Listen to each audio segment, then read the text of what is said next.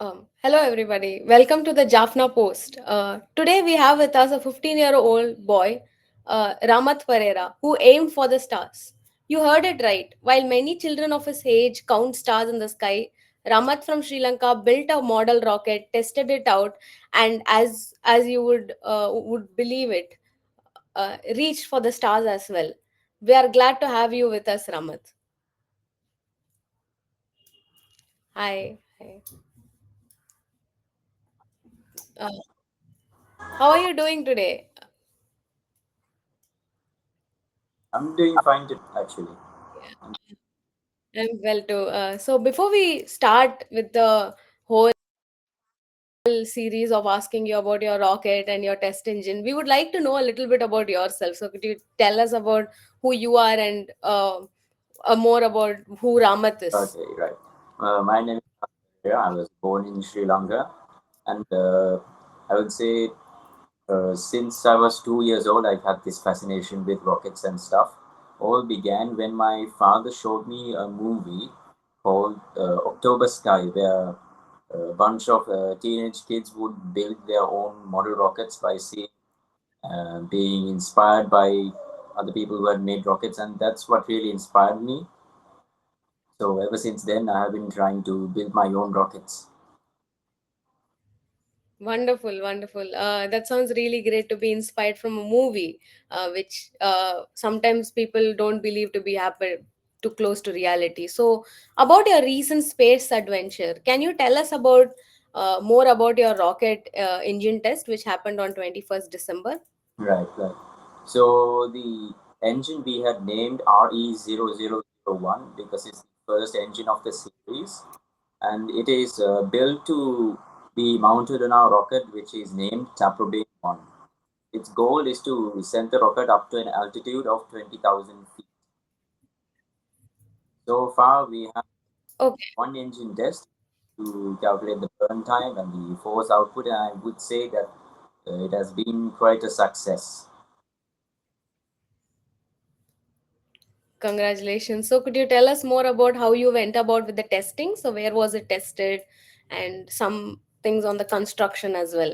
So the rocket engine was primarily made of hard grade aluminium with a forward seal which is welded in with aluminium, and the back of the rocket motor, which we have been made of graphite, the nozzle which would concentrate the gases coming out, and basically the throat of the nozzle is what concentrates gas. So as the area decreases, the pressure increases by then, which increases the thrust of the rocket.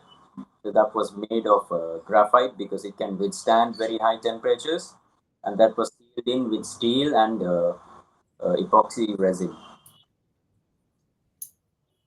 Oh, that's wonderful. Could you tell us about where this was tested and how far did the rocket test engine reach? The rocket was tested in our school grounds in Leeds National School, Tamil. Thank you Okay. for providing us with the grounds.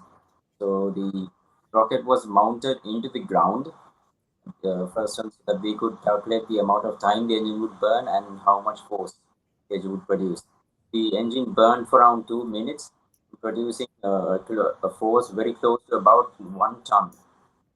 So I would say it's been quite a success, which would most probably propel our rocket for even further than 20,000 feet. That's quite wonderful to hear. While this does not really seem like a mere science project for your school, what actually prompted you to build this? Because a lot of children of your age will only be dreaming about flying rockets for Diwali, but this is a real working model with whatever materials and constructs that you have mentioned. So, what made you build this? So, who is your inspiration? A bit on that also would be helpful for the viewers. Most of my inspiration comes from the early 20th rocket scientists such as Herman Oberth, Robert Goddard, Werner von Braun, Sergei Korolev.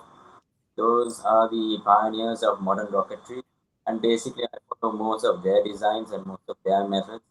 As in our country, we do not have proper support rockets, as it's quite right now very primitive. I think like that we had to work with a lot. And back then, they also didn't have much capability of mass producing rockets. So it's been quite an inspiration because most of their and my situations are quite similar, and still they decided to build them. So they're the ones who most inspired me. Pereliev was the chief of the Soviet rocket industry. He designed most of the Soviet rockets, including the R-7, which was developed into the Soyuz rocket, which is still being used. Werner von Braun was a German rocket scientist who developed the world's first long-range ballistic missile, which is called the V-2. And he then was taken to America, which and became the chief designer of the Saturn V rocket, which took the astronauts to the moon. That's wonderful. While we've heard a lot about what went about and a bit about the rocket and a lot about the technicalities, we would like to know about you, how you felt throughout the process. What are your reactions? How did you feel when it landed safely? How did you feel when you saw the rocket successfully launch? Well, I would like to make this clear that we didn't launch the rocket as we did not have permission from the government to launch the rocket. So that was a little bit of a disappointment, but it is understandable because scale was never done in the country. So because of that, we were only able to conduct one engine test. So throughout the development, which started about 1 year ago, there had been many ups and downs. We were sometimes unable to get parts because no one here manufactures rocket parts. We had to import most of them from other countries such as China and the United States. And when we got into serious development about 3 months ago, everything has been a very big rush because there is just not much of interest to manufacture most of these parts. So we have to get these specifically made, especially the graphite, because it does way too long to find a person and to accurately put the graphite into the shape you want it. So throughout the development, it's been not too stressful, but I would say a little bit because of all of these setbacks. But along with all of this, there was some technical difficulties with the circuits to ignite the rocket.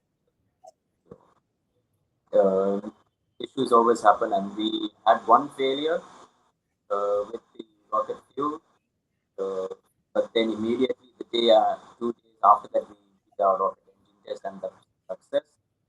So it really paid off. I was quite satisfied after a whole year's worth of work that I was able to actually perform the engine test with as much of a success as it was today.